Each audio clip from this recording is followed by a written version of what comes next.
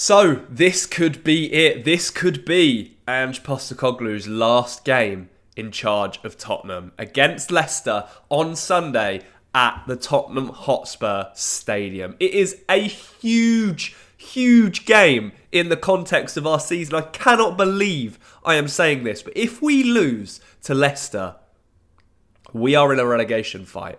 We are in a relegation scrap. Everton are 4 points behind us. Everton are 4 points behind us. If we lose to Leicester, one of the four teams below us in the table, and Everton win, they're 1 point behind us. And if people are saying Everton are in a relegation scrap, Tottenham most certainly are. Welcome back to my Premier League preview against the Foxes this weekend. The first game of the season was against Leicester, and we all know how that went. It is not going to be an easy one, particularly with the situation that we are in North London at the moment. I am just absolutely tired and knackered of this whole thing at this point. The Everton game, wow. Absolutely unbelievable. Apart from the fact that it wasn't. Really, was it? It wasn't unbelievable. It was maybe even more people expected it than didn't expect it to happen, which is so crazy to think. I mean, we made them look like prime 2011 Barcelona. Dominic Calvert-Lewin dancing through our defence and scoring. And yeah, just mind blown. But we moved on. We bounced back. We beat Hoffenheim. It was a really good result. It was a heart-in-mouth performance, to be honest. We started really well. Got ourselves 2-0 up. We're cruising. We let them back into the game, but we just, in that second half, I felt sympathy for the players. You know, it's so easy to get angry when you're not playing well and you're getting dominated, and you can just sense that there's a goal coming for the opportunity for the opposition. But I looked at those players out on the pitch in the second half against Hoffenheim, and I felt bad for them. And you could see it at full time. All of them just collapsed to the floor. They're shot. They're absolutely knackered. We had 13 senior players fit and available for that game. We had to rely on 5 teenagers being on the pitch at the end of that game to get over the line. 3-1 up, you're thinking lovely, and then in the 87th minute they score their second goal in a squeaky bum time, but we got through it and we picked up the win. Just a bit of grit and a bit of determination. We ground it out and we picked up the points, and hopefully that just gives us that little kick and that little extra bit of motivation heading into this massive, I can't understate how big this game is against Leicester. There are issues going into this game. Leicester will very happily, I think, play on the counter-attack against us with the pace of Jamie Vardy up top, and they're very strong in the middle of the park, very physical, so we'll have to be on it from the start there. The bad news for Tottenham is that after the Hoffenheim game, Ange Postecoglou confirmed that Dominic Solanke is out for 6 weeks.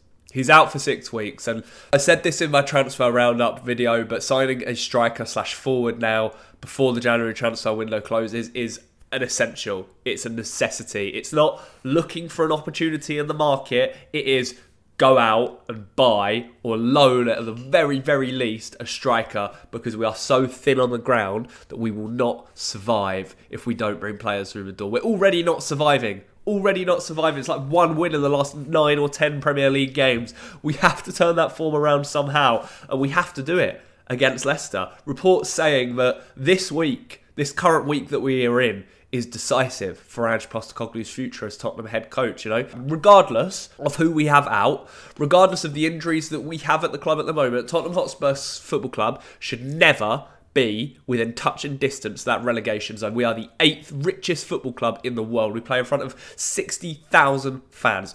Okay, no club is too big for relegation for the Premier League. I understand that. But what I'm saying is, considering still the players that we have, the cost of our squad, the facilities that we have, there's no excuses left if we lose to Leicester. As much as I've backed Ange all the way through, and I'd love to see him turn this around, if we lose this game, it could be curtains, and I could not argue with it. It's going to be very difficult.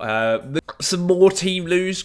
Ange Postecoglou confirmed, and we saw video clips of Christian Romero being back in training for Tottenham Hotspur, but he put a bit of a dampener on the mood, saying that he's back in training, but he's still not going to be available for the next 10 or so days, which puts him right on the cusp of being back fit and ready for that game against Liverpool at Anfield, the Carabao Cup second leg semi-final. Also confirmed by sources is that Mickey van der Ven will be back in training from next week. So we're finally getting close to having our two best defenders back in the team. It's still a little while for Destiny Udogie, who's due to be back sometime in February. I believe Vicario may actually also be targeting a return in February as well. So we're slowly getting towards the light at the end of the tunnel. Don't worry about it, guys. We are slowly getting there, but we've still got to go through a few more games of pain before we see the other side of this injury crisis. As I mentioned, we've lost Dom Solanke.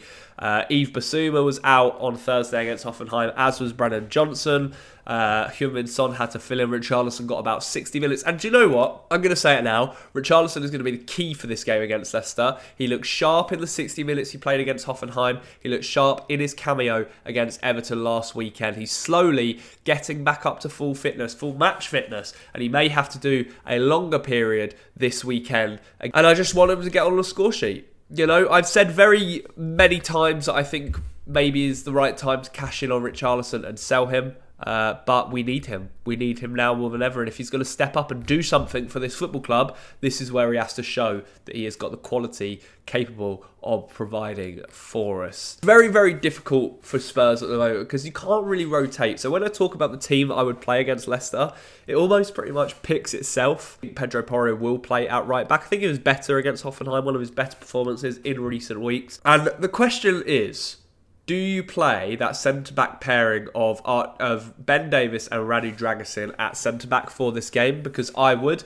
Then you have the question of, would you play Lucas Bergvall in that attacking midfield role, or would you play James Maddison? I would give it to James Maddison on this occasion, playing Kulusevski on the right, Son on the left, and Richarlison through the middle. That is the team that I would go for with this Leicester game. And it also then leaves us with a couple of options off the bench, including Mikey Moore, although Son looks like he is running on empty. Can I just say, Son had a poor game against Hoffenheim, but he managed to step up and deliver 2 goals, which ultimately won us the game.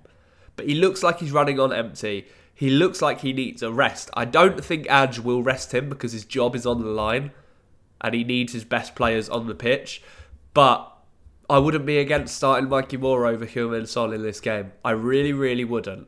I just feel like I think Mikey Moore's had 2 or 3 assists in the last couple of games. He got an assist against Hoffenheim. He definitely got 1 assist against Everton. He might have even got 2, in fact, in the game. So he's definitely warranting some minutes for Tottenham from the start rather than just a bench player. But this game is going to be tough. They're very physical presence in the air, Leicester. They've got a strong midfield in the likes of Ndidi. They've got Jamie Vardy loves a goal against us. And we've played out some absolutely chaotic games against Leicester in the past few years. But I'm just really hoping that this can be a routine win. And I think I say this every single week. Please, Tottenham, just make it simple. Go out and win.